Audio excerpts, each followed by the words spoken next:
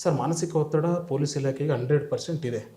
ಮಾನಸಿಕ ಒತ್ತಡ ಏನಾಗ್ತದೆ, ಟೈಮ್ ಸರಿಗೆ ರಜಾ ಇಲ್ಲ. ಆಮೇಲೆ ಕೆಲವು ಸಿಬ್ಬಂದಿಗಳು ಬಂದು ಹೇಳಿದೆ, ಸರ್ ನನ್ನ ತಂದೆ ತಾಯಿ ಸತ್ತಿದ್ರು ಸರ್, ನಾನು ಮಣ್ಣಿಗೆ ಹೋಗ್ಬೇಕಾಗಿತ್ತು. ಅಧಿಕಾರಿಗಳನ್ನ ಕೇಳ್ತಂದ್ರೆ ಇಲ್ಲಪ್ಪ ಪೊಲೀಸ್ ಬಲ ಕಡಿಮೆ ಇದೆ, ಇಲ್ಲ ಸ್ಟೇಷನ್ಗೆ ಲಾಕ್ ಹಾಕೊಂಡು ಬೇಕಾದ್ರೆ ನೀನು ಹೋಗ್ಬಿಡು. ಈ ಥರದಲ್ಲಿ ರಿಜೆಕ್ಟ್ ಆಗೋದ್ರಿಂದ ಕೆಲವು ಒತ್ತಡಗಳಿದೆ. ಆಮೇಲೆ ನೈಟ್ ಡ್ಯೂಟಿ ಮಾಡಲೇಬೇಕು, ನೈಟ್ ಡ್ಯೂಟಿ ಮಾಡಬೇಕು.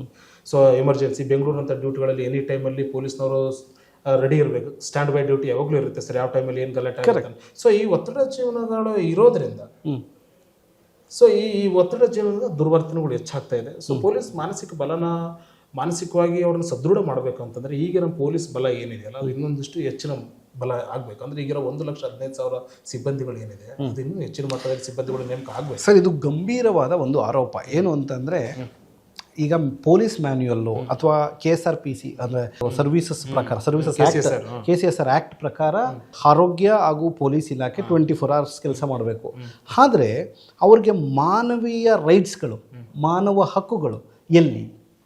ಇಲ್ಲ, ಮಾನವ ಹಕ್ಕುಗಳು ಇದೆ ಸರ್. ಎಮರ್ಜೆನ್ಸಿ ಸರ್ವಿಸ್ ಇರೋಂಥ ಡ್ಯೂಟಿಗಳಲ್ಲಿ ಆದ್ಯತೆ ಮೇರೆಗೆ ಆದಷ್ಟು ಅವರಿಗೆ ಒಂದಿಷ್ಟು ವಿಶ್ರಾಂತಿ ಕೊಡೋದಕ್ಕೆ ಹೇಳಿದೆ ಕಾನೂನು. ಬಟ್ ಆದರೆ ಈಗಿನ ಸಂದರ್ಭದಲ್ಲಿ ವಿಶ್ರಾಂತಿ ಕೊಡುವಂಥದ್ದು ಅಥವಾ ರಜೆ ಕೊಡುವಂಥದ್ದು, ಅವ್ರ ಮಾನಸಿಕ ಬಲ ಮಾನಸಿಕವಾಗಿ ಏನೋ ನೊಂದ್ಕೊಂಡು ಅದನ್ನು ಕಡಿಮೆ ಮಾಡೋದಕ್ಕೆ ಎಲ್ಲ ಒಂದು ಕಡೆ ತುಂಬ ಕಡಿಮೆ ಇದೆ.